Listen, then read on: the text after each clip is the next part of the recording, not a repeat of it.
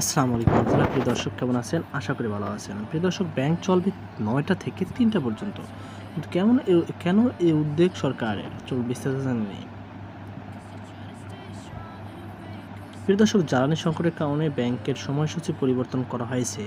নতুন সিদ্ধান্ত অনুযায়ী ব্যাংকগুলো চলবে ৯টা থেকে ৩টা পর্যন্ত। 4টা ব্যাংক বন্ধ হয়ে যাবে। বৃহস্পতিবার রাতে মন্ত্রিসভার বৈঠকে এসব সিদ্ধান্ত হয়।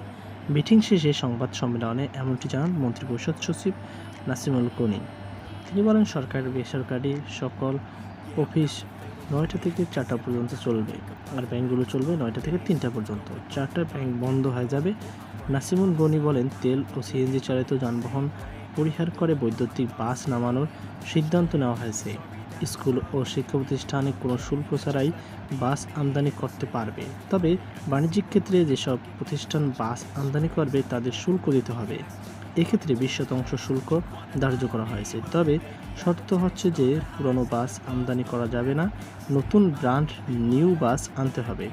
সরকারি যেসব প্রতিষ্ঠান তাদের স্টাফ কর্মচারীদের বাস পরিষেবা প্রদান করে সেগুলো ইলেকট্রনিক বাস আমদানির ব্যাপারটি সরকার নিজেই তদারকি করবে বলেও জানিয়েছেন মন্ত্রিপরিষদ সচিব। তো প্রিয় দর্শক, এই ছিল আমার সর্বশেষ আপডেট। সকল বাধা আজকে আল্লাহ হাফেজ।